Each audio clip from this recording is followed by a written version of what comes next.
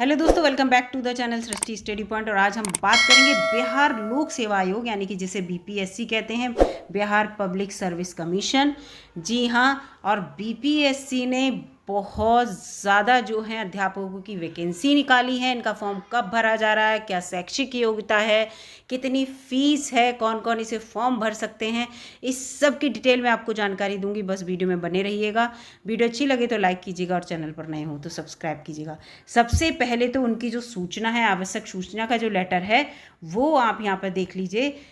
और आप इसको बीपीएससी की जो वेबसाइट है उस पर जाके भी डाउनलोड कर सकते हैं और ख़ुद भी देख सकते हैं। ये भी मैं आपको बताऊं, इन्होंने देखिए पूरी आवश्यक सूचना का पहले लेटर निकाला है और उसके साथ ही नोटिफिकेशन भी जारी किया है। पूरा नोटिफिकेशन है 15-16 पन्ने का, उसके बारे में भी मैं आपसे बात करूँगी।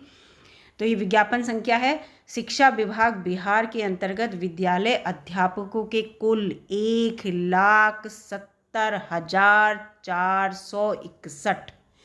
देखिए कितने सारे पद निकले हैं। पदों पर नियुक्ति हेतु सुयोग्य भारतीय नागरिक यानी कि भारत का वो नागरिक हो, कहीं से भी, चाहे आप यूपी के हैं, बिहार के हैं, एमपी के हैं, कहीं के भी हैं, इस फॉर्म को भर सकते हैं। साथ ही साथ बिहार राज्य में जो स्थायी निवासी हैं उम्मीदवारों से विहित प्रपत्र में ऑनलाइन आवेदन आमंत्रित किए जाते हैं। कब से किए जाते हैं ये भी बताऊंगी, बस वेट कीजिएगा। पूरी जानकारी इस वीडियो में दूंगी दोस्तों, बिल्कुल ध्यान से सुनिएगा, ठीक है। देखिए ऑनलाइन आवेदन प्रारंभ होने की तिथि जो है वो 15 जून है।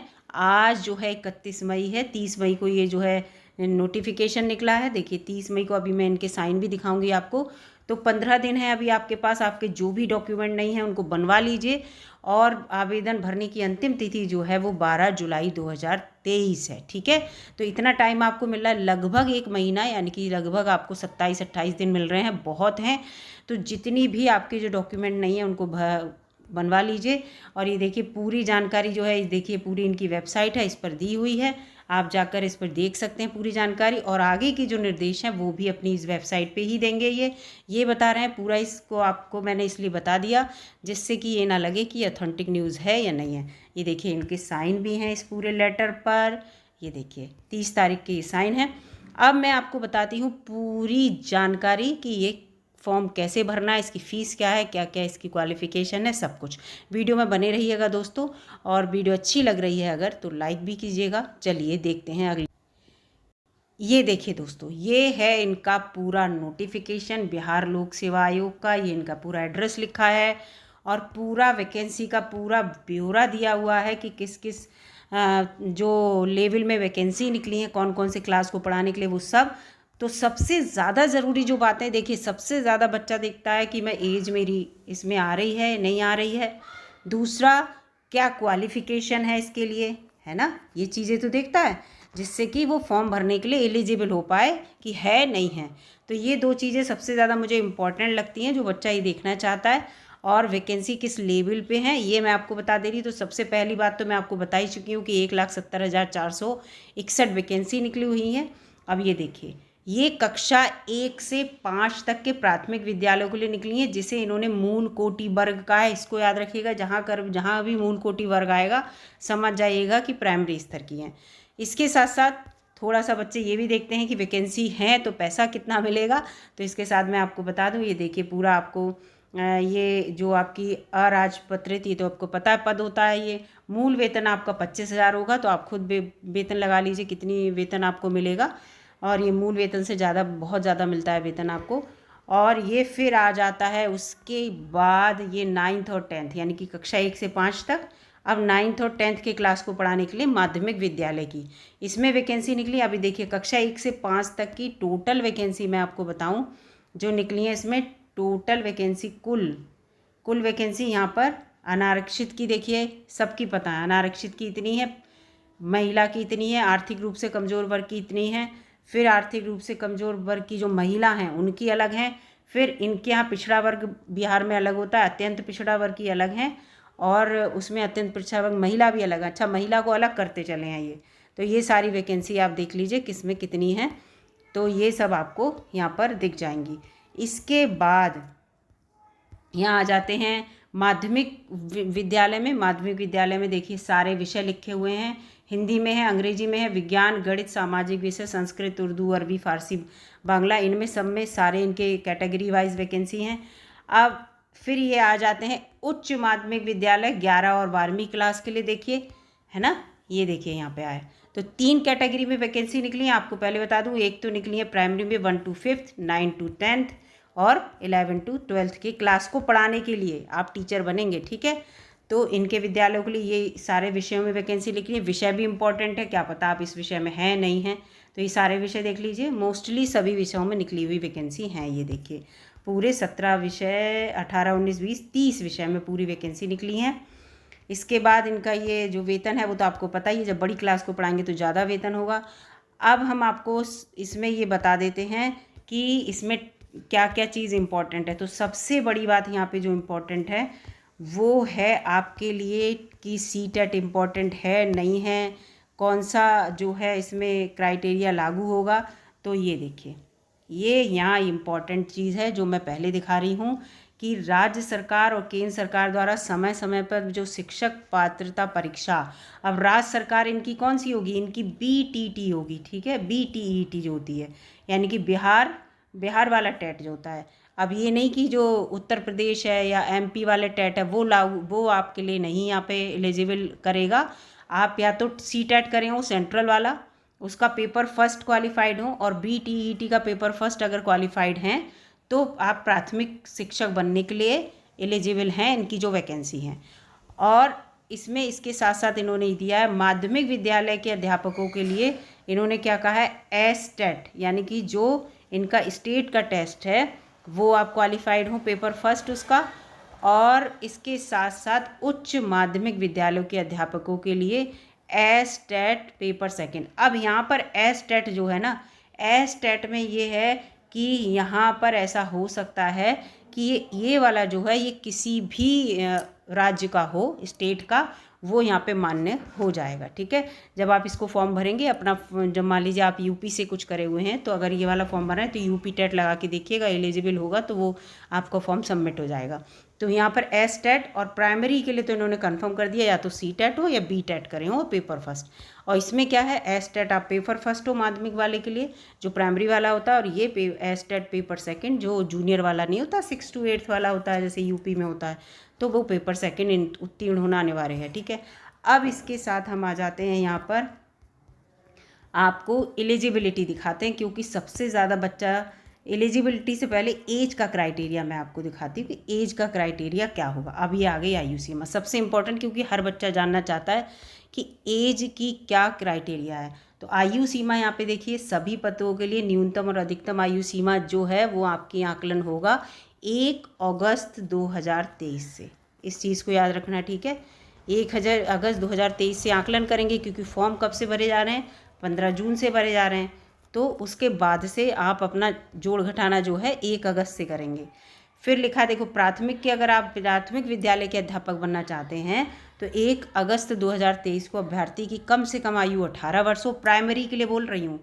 और माध्यमिक के लिए क्या बता रहे हैं, कम से कम आयु आपकी 21 वर्ष हो।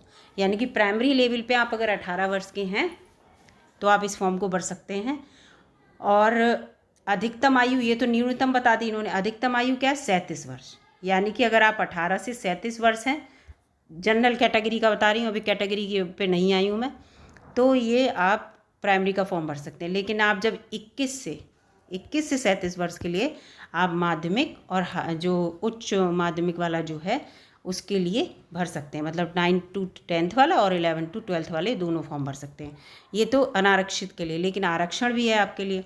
अब आयु सीमा में छूट देखिए, इसके साथ साथ देखिए यहाँ पे लिखा है कि ये 37 वर्ष, ठीक है, पिछड़ा वर्ग और अत्यंत पिछड़ा वर्ग इनके अलग है ना दोनों, और इन्होंने महिला को भी अलग कर रखा है, तो इनके लिए 40 वर्ष कर रखी है, ठीक है, इसको याद रखिएगा। 40 वर्ष है मतलब BC वालों के लिए, BC चाहे वो अत्यंत में आए चाहे वो जो पिछड़े वर्ग में है। और अनारक्षित महिला भी, महिला चाहे वो किसी भी श्रेणी की हो, चाहे वो अनारक्षित हो, तब भी उसकी 40 वर्ष उम्र मान्य होगी। 37 से 40 वर्ष यानी कि 3 वर्ष प्लस कर सकती है वो, मतलब कर नहीं सकती है ही उसके लिए उसके अपने उससे नहीं, यहाँ पे नियम दिया हुआ है। और इसके साथ साथ अनुसूचित जाति और अनुसूचित जनजाति की महिला पुरुष दोनों के लिए 42 वर्ष है। अब इससे समझे आप, 37 में वो BC और महिला सभी महिलाओं के लिए 40 वर्ष है, ओबीसी वो एससी की महिला छोड़कर। अब यहाँ एससी और एसटी में क्या है, 37 में +5 42 वर्ष है। इसका मतलब महिला और पुरुष एसटी और एससी दोनों के लिए 5 वर्ष की छूट है। ये पूरा आपको समझ में आ गया होगा। तो अगर आप इस क्राइटेरिया में फंस रहे हैं तो ठीक है। इसके साथ साथ यहाँ पे और भी है, और फिर इसके साथ लिखा है सेवानिवृत्ति की आयु जो है वो 60 वर्ष है, यहाँ पे लिखा है। इससे कोई मतलब नहीं, पहले हमें जॉब मिल जाए। आयु सीमा में छूट क्या है, इस नियमावली में प्रवृत्त होने के पूर्व पात्रता परीक्षा में उत्तीर्ण होने वाले प्रशिक्षित अभ्यर्थियों को इस नियमावली के प्रवृत्त होने के पश्चात नियुक्ति के प्रथम संव्यवहार में अधिकतम आयु सीमा में 10 वर्ष की छूट दिनांक 1/8/2023 के आधार पर मान्य होगी।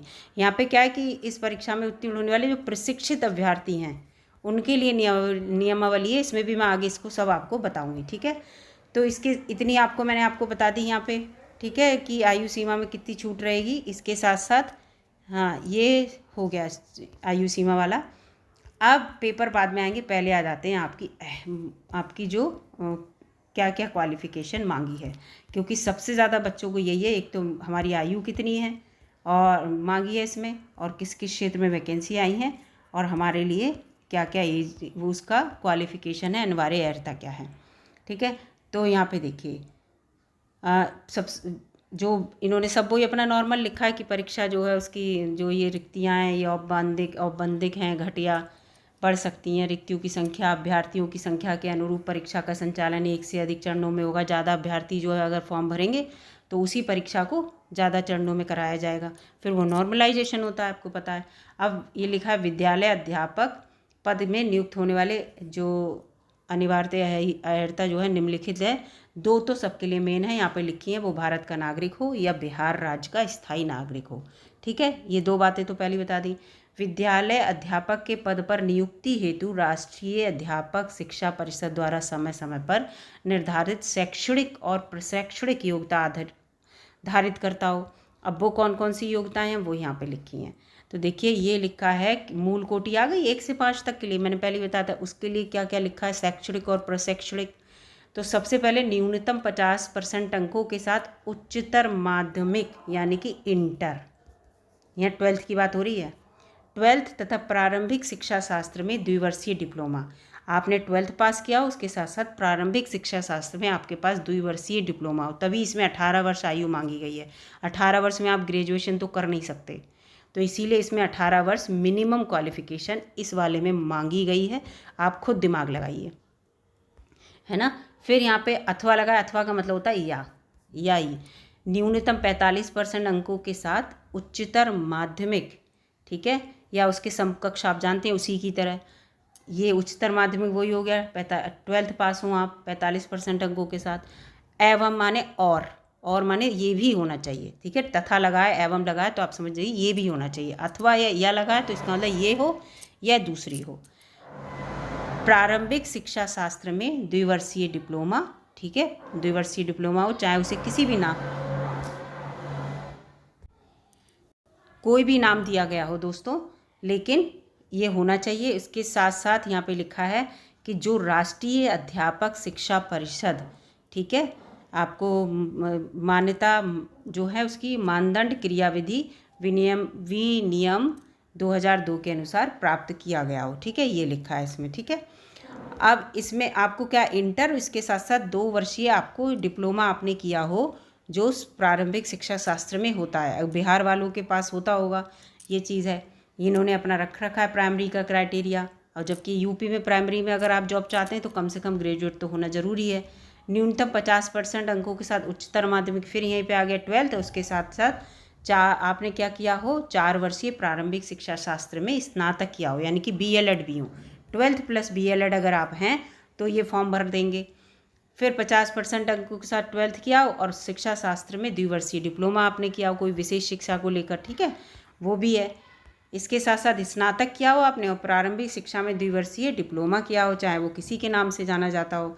इसके साथ साथ ये जो कॉमन है, जो यूपी वाले अच्छे से जानते होंगे, 50% अंकों के साथ आपने ग्रेजुएशन किया हो और आपने BEd भी किया हो, ठीक है। तो ये दोनों ये क्राइटेरिया हो आपके पास, या न्यूनतम 55% अंक हो आपके पास, उसके समकक्ष आपने इसके साथ क्या लिखा है कि आपने क्या मतलब पीजी किया हो और 3 वर्षीय एकीकृत बीएड और एमएड जो एक साथ होते हैं, बीएड और एमएड यानी कि 2 वर्ष का बीएड और 1 वर्ष का एमएड करके 3 वर्ष का होता है, वो किया हो तो भी आप जो है इसके लिए एलिजिबल हैं।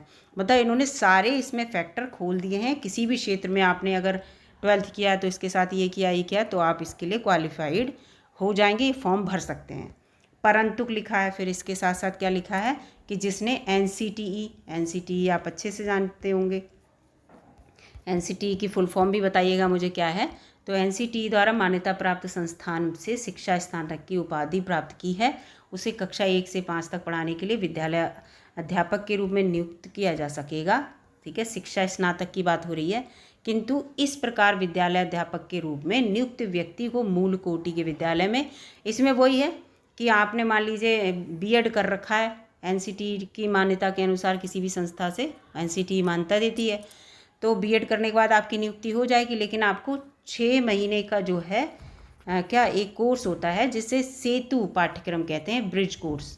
ठीक है, जैसे आपने देखा होगा कि जो बीएड वाले यहाँ यूपी में भी जब लगते हैं बीएड करके प्राइमरी में, तो उनकी 6 महीने की पहले ट्रेनिंग होती है, ज्वाइनिंग उन्हें बाद में मिलती है। वो तो 6 महीने का ब्रिज कोर्स ही होता है वो। ठीक है, ब्रिज कोर्स की तरह ही होता है। ठीक है, तो उसी को मानते हैं, उसके बाद ही आपको ज्वाइनिंग मिलेगी, जब तक आप 6 मंथ का कोर्स वो नहीं कर लेंगे।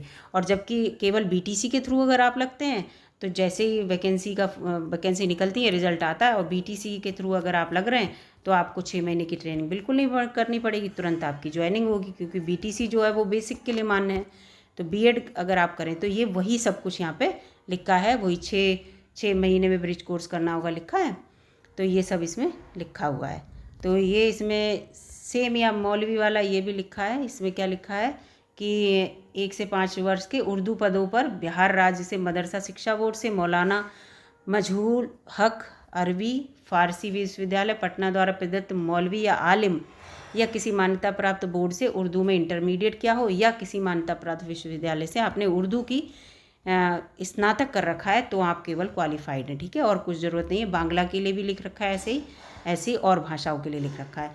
तो इसमें जो आपको समझ में आ गया कि आप 12th पास हैं और 2 वर्ष का आपने प्रारंभिक शिक्षा शास्त्र में कोई डिप्लोमा कर रखा है तो आप क्वालिफाइड हैं, ग्रेजुएट हैं और बीएड हैं तो भी आप फॉर्म भर सकते हैं, पीजी कर रखा है, 3 वर्षीय बीएड एमएड वाला कोर्स भी कर रखा है तो भी आप क्वालिफाइड हैं। मतलब सारे रास्ते खोल रखे हैं इन्होंने। वीडियो भले ही बड़ी हो जाएगी दोस्तों, लेकिन वीडियो वास्तव में आपके लिए बिल्कुल कारगर रहेगी, सारी न्यूज़ यहाँ पर मिलेगी। अब यहाँ पे आ जाते हैं, ये पूरा लिखा है कि कक्षा 1 से 5 तक के लिए विद्यालय मूल कोटि के पद के लिए जो प्रशिक्षित अनुसूचित जाति, अनुसूचित जनजाति, अन्य पिछड़ा वर्ग मतलब अत्यंत है यहाँ पे दिव्यांग अभ्यर्थियों के लिए निर्धारित जो अर्हता दी है उसमें 5% की आपको छूट दी जाएगी। तो ये भी आप देख लेना। अब 9 से 10 वाले के लिए कॉमन सी बात है, इसके लिए क्या होगा, आप क्या हो, ग्रेजुएट होने चाहिए। तो लिखा है ग्रेजुएट हो और या आप बीएड करें हो, ग्रेजुएट प्लस बीएड 9 से 10। इसमें क्या ग्रेजुएट और पीजी हो और इसमें कम से कम 45% अंकों के साथ आपने स्नातक या स्नातकोत्तर किया हो, इसमें 50% दिया है। और इसके साथ साथ क्या दिया है, इसके ये करने के बाद पूरी आयु सीमा और इसके साथ साथ आपको ये सब लिखा हुआ है। फिर यहाँ पे क्या है कि 4 वर्षीय वाली जो उपाधि होती है वो भी बच्चे करते हैं, बीएससी ऐड होती है। उसमें क्या होता है, ग्रेजुएशन 3 वर्ष का प्लस 1 वर्ष का बीएड, बीएससी ऐड होती है उसमें। तो उसमें ग्रेजुएशन प्लस जो बीएड है दोनों एक साथ होते हैं, 1 वर्ष की आपकी बचत हो जाती है उसमें। तो अगर आपने वो भी कर रखा है तो भी आप 9th और 10th वाले के लिए जो है एलिजिबल हैं। ठीक है, तो ये सब इसमें लिखा हुआ है। और छूट का वो लिखा हुआ है 5% की छूट मिलेगी। 9 से 10 का ये देखो पूरा इन्होंने लिख रखा है। फिर सारा विषयवार गणित में किस किस विषय को लेकर है कि भाई सही बात है, जब आप गणित के लिए फॉर्म भरेंगे तो भौतिक, इलेक्ट्रॉनिक, कंप्यूटर साइंस, रसायन विज्ञान और सांख्यिकी विषय में से कोई 2 विषय स्नातक स्तर पर आपने पढ़े हों या इंजीनियरिंग से स्नातक किया तो आप गणित में भर सकते हैं। विज्ञान में कैसे भर सकते हैं, तो लिखा है कि आपने जंतु विज्ञान, वनस्पति विज्ञान और रसायन विज्ञान से पठित हो या इंजीनियरिंग में स्नातक किया हो जिसमें विज्ञान की विशेषज्ञता हो। सामाजिक विषय से भी इसमें लिख रखा है ना। तो इसमें लिखा पूरा इतिहास, भूगोल, अर्थशास्त्र और राजनीति शास्त्र में से किन्हीं 2 विषय में उत्तीर्ण किया हो। ठीक है, ये इम्पॉर्टेंट है। ठीक है, जिसमें से अनिवार्य रूप से एक विषय इतिहास या भूगोल आप पे जरूर रहा हो, ये है। भाषा से संबंधित लिखा है कि ये पूरा भाषा से यहाँ पे रिलेटेड है। अब 11 और 12वीं के लिए क्या होगा, 11 और 12वीं के लिए आप कॉमन सा समझ जाइए। 11 और 12वीं के लिए पीजी मांगेंगे, यहाँ पे स्नातकोत्तर मांगेंगे कि आपने पोस्ट ग्रेजुएट कर रखा हो। ये लिखा है देखो 45% अंकों के साथ, दूसरे में लिखा, पहले में क्या लिखा है कि 50% अंकों के साथ आपने स्नातकोत्तर किया हो और बीएड किया हो, यानी कि पीजी प्लस बीएड मांग रहे हैं इसमें, है ना। इसमें क्या लिखा है 45% अंकों के साथ किया हो और पूरा इसमें नियमानुसार दिया है, और उसके साथ साथ फिर ये बीएड वाला भी लिखा हुआ है इसमें, है ना। तो ऐसे करके ये पूरा इसमें मतलब, और इसमें भी वही लिखा है यही वाला जो 4 साल का कोर्स होता है जिसमें ग्रेजुएशन प्लस बीएड होता है।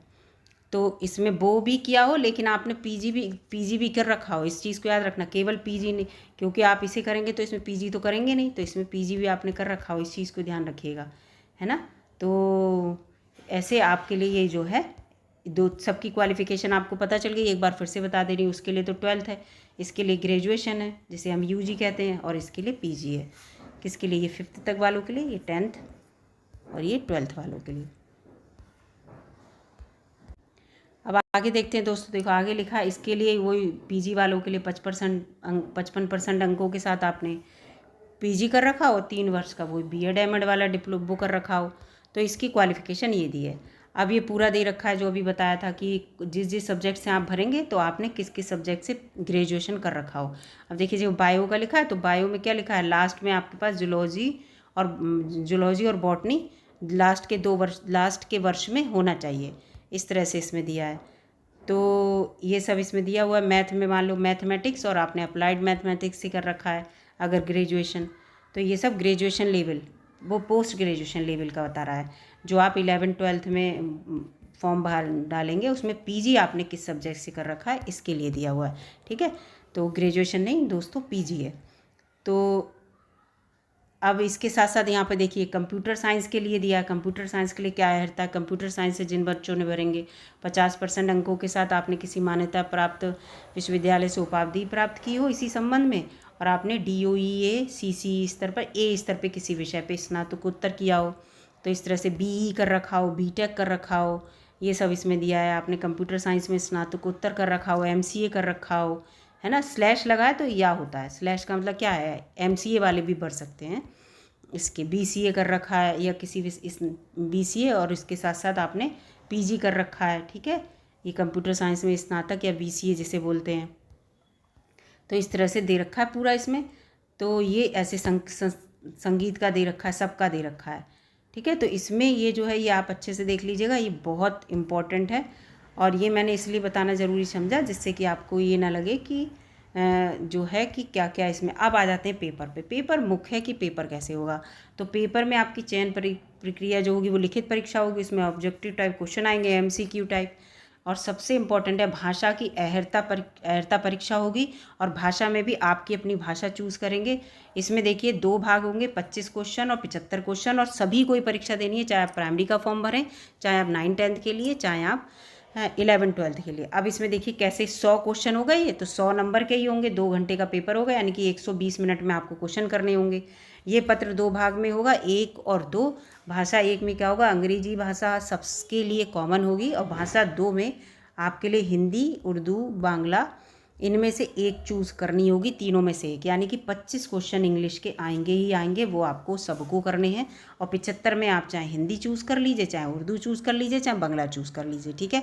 बांग्ला इसलिए क्योंकि पश्चिमी बंगाल बिहार के पास में है, तो पहले पश्चिमी बंगाल बिहार सब एक हुआ करते थे, इसलिए इम्पोर्टेंट रहा होगा। इस पत्र को, ये पत्र केवल अहर्ता के लिए है, और कम से कम आपको 30% नंबर लाने अनिवार्य होंगे, लेकिन इसमें कोई नेगेटिव मार्किंग नहीं है, यानी कि 100 क्वेश्चन में से अगर आपके 30 बिल्कुल सही हो जाते हैं तो पास माने जाएंगे आप। अगला आपका पेपर चेक होगा जो आपका सब्जेक्टिव होगा, ठीक है। इस चीज़ को ध्यान रखना, और इसमें 25 क्वेश्चन जो है आप याद रखना, इंग्लिश के जरूर आएंगे, इस चीज़ को भी याद रखना।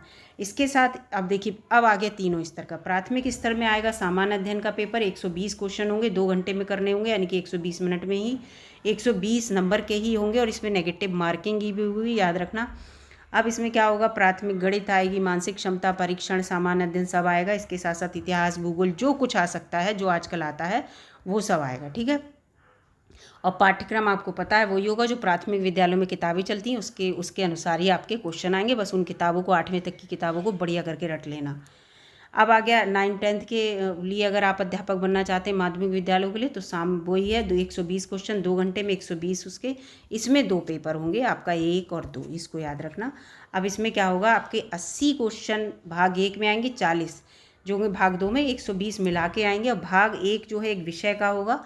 इसमें क्या होगा कि एक विषय पत्र है, उम्मीदवारों को इन पत्रों में से किसी एक पत्र का चुनाव करना होगा। हिंदी, बांग्ला, उर्दू, संस्कृत, अरबी, फारसी, अंग्रेजी, विज्ञान, गणित, सामाजिक विज्ञान, इनमें से किसी एक को आपको चूज़ करना होगा, जो आपका सब्जेक्ट रहा हो, जो भी आपको सही लग रहा हो उससे आप देंगे। दूसरा जो होगा वो आपका सामान्य अध्ययन होगा, इसमें सब आएगा, हिंदी, हिंदी नहीं, गणित, विज्ञान और भूगोल और पॉलिटी सब आएगा। तो यानी 40 क्वेश्चन आपके जीएस के आएंगे और 80 क्वेश्चन आपके सब्जेक्टिव आएंगे, बस ये समझ लीजिए, ठीक है। इसमें ये होगा। ऐसे ही इसमें अब उच्च माध्यमिक में देख लीजिए, उच्च माध्यमिक में भी 2 पेपर होंगे, सेम वही है 80 और 40 का, और वही तरीका है कि आपको अपने सब्जेक्ट चुनना होगा 80 क्वेश्चन वालों के लिए, और 40 के लिए जीएस है, वो सब के लिए होगा, ठीक है। इसमें माइनस मार्किंग होगी, ये आपको बता दूं, क्योंकि लिखा है प्रत्येक गलत उत्तर पर ऋणात्मक मार्किंग अंक दिए जाएंगे, तो ये इम्पॉर्टेंट है, इसको याद रखिएगा। और अब पास होने के लिए अहर्ता देखिए, ये इम्पॉर्टेंट है। तो देखिए, अगर आप लिखिए तो परीक्षा में चाहते हैं कि आपको पास माना जाए और कट ऑफ में आपको लाया जाए, कि आप कट ऑफ की जो लिस्ट बनेगी उसमें आपका नाम हो, कट ऑफ से आप बाहर ना हो, तो आपको कम से कम कितने नंबर लाने होंगे। तो इसके लिए सामान्य उम्मीदवार 40% अंक लाएंगे, पिछड़ा वर्ग वाले 36.5, और अत्यंत पिछड़ा वर्ग वाले जो हैं वो 34%, अनुसूचित जाति, महिलाएं और निःशक्त दिव्यांग जो थे 32% लाएंगे। अगर आप इतने मार्क्स लाते हैं तो आपको परीक्षा में रखा जाएगा कि हाँ पास की श्रेणी में, और जब कट ऑफ बनेगी तो आपका नाम होगा, चाहे भले ही उसमें नीचे स्तर पे चाहे ऊपर स्तर पे, फिर उसकी कट ऑफ बनेगी, जो बच्चे फंसेंगे उनको जो है ज्वाइनिंग मिलेगी। लेकिन अगर आप इतने % मार्क्स नहीं ला पाए तो आप बिल्कुल आउट हो जाएंगे, फेल समझ लीजिए, फिर चाहे कुछ भी हो, लेकिन आप कट ऑफ की लिस्ट में अपना नाम भी नहीं देख पाएंगे, ठीक है। तो ये लिखा है देखिए, अगर आप प्रतियोगिता से बाहर हो जाएंगे, इतने नंबर आप नहीं लाएंगे तो प्रतियोगिता से बिल्कुल बाहर माने जाएंगे। तो आप समझ लीजिए, अगर आप सामान्य श्रेणी में हैं तो 40% अंक तो आपको लाने ही लाने हैं, जब आप उससे ज़्यादा लाएंगे तब आप कट ऑफ में फंसेंगे, ठीक है। इस चीज़ को याद रखना। अगर आपको परीक्षा में बने रहना है, आपको कि मुझे पास माना जाए, परीक्षा के अंदर रहा जाए, तो इतने % जो भी मैंने बताया वो होना है। साक्षात्कार इसमें होना नहीं है, सीधे आपकी ज्वाइनिंग होगी। मेधा सूची वो है कि अगर बच्चों के परिणाम 1 से हैं तो आपके जो नाम है वो वर्णमाला की लिपि के अनुसार, जन्मतिथि वगैरह 1 है तो उसके अनुसार जो पहले फंस रहा होगा उसको वरीयता दी जाएगी, जैसे हमेशा होता है। नाम 1 हो, पिता का नाम 1 हो, सब कुछ 1 हो, तो कुछ और क्राइटेरिया लगाया जाता है। तो ये सब ये होगा अगर आपके नंबर 1 से हैं तब। नंबर मान लीजिए 1 से आ रहे हैं और आपका नाम भी 1 ही है, और लेकिन नाम में थोड़ा बहुत, अगर नाम 1 है तो बड़ा कन्फ्यूजन हो जाएगा, तो पिता के नाम से कुछ देखा जाएगा, और आपका नाम अलग है, नंबर 1 है, तो आपके नाम में जो हिंदी वर्णमाला की डिक्शनरी में पहले आ रहा होगा उसको पहले मौका मिलेगा, ठीक है। उम्र भी 1 होनी चाहिए, अगर उम्र अलग अलग है तो ज़्यादा उम्र वाले को मौका दिया जाता है, इसको भी याद रखिएगा, ठीक है। तो ये सब इसमें दिया हुआ है, और ठीक है। और इसमें ऐसा कुछ इतना है, मुझे आरक्षण का तो आपको पता ही चल गया, इसके आपको सर्टिफिकेट बनवाने पड़ेंगे जो भी बिहार वाले जो मांगते हों। और ये पूरा आपका कोटि है, आप जब फॉर्म भरेंगे तो अपनी कोटि का भरेंगे कि किस कोटि में आप आ रहे हैं, उसके आगे कोटि कोड आपको ये भरना होगा, कोटि कोड ध्यान रखना। अनरिजर्व का कितना है, SC का कितना है, ST का कितना है, महिलाओं का कितना है, तो इस तरह से ये दिया हुआ है। तो ये जो पूरा फॉर्म है इसमें मैंने आपको काफ़ी कुछ बताने की कोशिश की है, और ये क्या क्या चीज़ें चाहिए ये सब आप पढ़ लेना इसको डाउनलोड करके, कि फॉर्म भरते समय क्या क्या चाहिए, पूरा लिखा हुआ है इसमें, शैक्षिक योग्यता और सब। ये सारे सर्टिफिकेट आपसे अभी मांगी जाएंगे, ये भी याद रखिएगा। कोई सर्टिफिकेट जो है आपसे ऐसा नहीं है बाद में मांगा जाए, फ़ोटो और आपके पास जो कुछ भी हो सब कुछ। और हाँ, इसमें एक बात और लिखिए कि अगर आपने अपनी फ़ीस सबमिट कर दी तो फ़ीस सबमिट करने के बाद आपके फॉर्म में कोई भी करेक्शन नहीं हो पाएगा। ये यहाँ पे कहीं लिखा था, मैंने पढ़ा था कि अगर आपने एक बार फ़ीस सबमिट कर दी तो आप सोचें कि आप अपने फॉर्म में करेक्शन कर लेंगे, तो नहीं कर पाएंगे। तो इसलिए अंतिम रूप से आप अपने जो फॉर्म है फ़ीस सबमिट करने से पहले बढ़िया तरह से पढ़ लेना, कोई उसमें गलती ना रह गई हो, तभी फ़ीस सबमिट करना। और फ़ीस सबमिट करने के बाद आप बिल्कुल निश्चिंत हो जाइए कि आपका जो है फिर तैयारी में लग जाइए, क्योंकि जो परीक्षा होगी, परीक्षा की तिथि भी इसमें दे रखी है, अभी मैं आपको बताती हूँ इसकी परीक्षा कब होगी। परीक्षा भी जल्दी ही होगी, अगस्त में ही परीक्षा इसकी हो जाएगी। तो मैं आपको अभी बता रही हूँ, जस्ट अ मिनट। परीक्षा तिथि के बारे में दोस्तों मैं आपको बाद में बताऊंगी, लेकिन उससे पहले मैं आपको यहाँ बताती हूँ, शुल्क भी बहुत इम्पोर्टेंट है भाई। शुल्क तो सबसे ज़्यादा ज़रूरी है। तो यहाँ पर अगर आप फॉर्म भर रहे हैं तो प्रत्येक पद के लिए बायोमेट्रिक फ़ीस 200 रुपये है, और उसके साथ साथ फिर आपकी निम्न शुल्क है। बायोमेट्रिक क्या है इसके बारे में बताऊँगी, पहले आप शुल्क देख लीजिए। तो जो सामान्य वर्ग के बच्चे हैं उनके लिए 750 रुपये है, अनुसूचित जाति अनुसूचित जनजाति के लिए 200 रुपये, सभी आरक्षित अनारक्षित वर्ग की जो भी महिलाएं हैं उन सब के लिए 200 रुपये है, और दिव्यांग के लिए जो 40% से अधिक दिव्यांग होते हैं उन्हीं का जो सर्टिफिकेट होता है वो मान्य होता है। अगर 40% से कम आपकी दिव्यांगता है तो आप मान्य नहीं है दिव्यांगता में, तो 40% से ज़्यादा का आपके पास सर्टिफिकेट होना चाहिए, तो 200 रुपये फ़ीस है। और अन्य सभी के लिए बता दिया 750 रुपये फ़ीस है। अब आपके लिए बायोमेट्रिक क्या है? बायोमेट्रिक वो हैं जो अपने आधार का नंबर उसमें पुट करेंगे, तो उनके लिए बायोमेट्रिक की फ़ीस नहीं देनी है, ठीक है, भुगतान नहीं करना है, ये लिखा है। अगर आप आधार नंबर अंकित नहीं करेंगे, केवल बायोमेट्रिक से फॉर्म भरेंगे, तो आपको 200 रुपये और देने होंगे। तो ये चीज़ है बायोमेट्रिक से रिलेटेड, और मैंने आपको फॉर्म भरने की तिथि और वो सब बताई दी है। परीक्षा तिथि मैं आपको बाद में बता दूँगी, अभी इसमें मुझे दिख नहीं रही थी। तो वीडियो में मैंने देखिए आपको पूरी जानकारी दे दी है कि कैसे कैसे एग्ज़ाम होना है, कि क्या क्या पात्रता है, सब कुछ। वीडियो अच्छी लगी हो दोस्तों लाइक कीजिएगा, और दोस्तों में शेयर भी कर दीजिएगा जो ये फॉर्म भरना चाह रहे हों, जिससे कि उन्हें अच्छे से अच्छी जानकारी मिल सके पूरी। और उसके साथ साथ आप खुद भी इस फॉर्म को डाउनलोड कर लीजिए, इस नोटिफिकेशन को, ठीक है, डाउनलोड कर लीजिए जाके इस वेबसाइट पर इसकी बिहार BPSC की, जिससे कि आप इसे आराम से ध्यान से पढ़ सकें, ठीक है। फिर ये फॉर्म भरिएगा। तो मिलती हूँ आपसे अगली वीडियो में ऐसी ही किसी अच्छी जानकारी के साथ। वैकेंसी बहुत सारी हैं, फॉर्म ज़रूर भरिएगा। आप देश के किसी भी क्षेत्र के हों ज़रूर फॉर्म भरिएगा, क्या पता बिहार में ही आपकी जॉब लग जाए। तो वीडियो अच्छी लगी हो तो लाइक कीजिएगा, और चैनल पर नए हों तो सब्सक्राइब भी कीजिएगा। मिलती हूँ अगली वीडियो में, तब तक के लिए नमस्कार दोस्तों।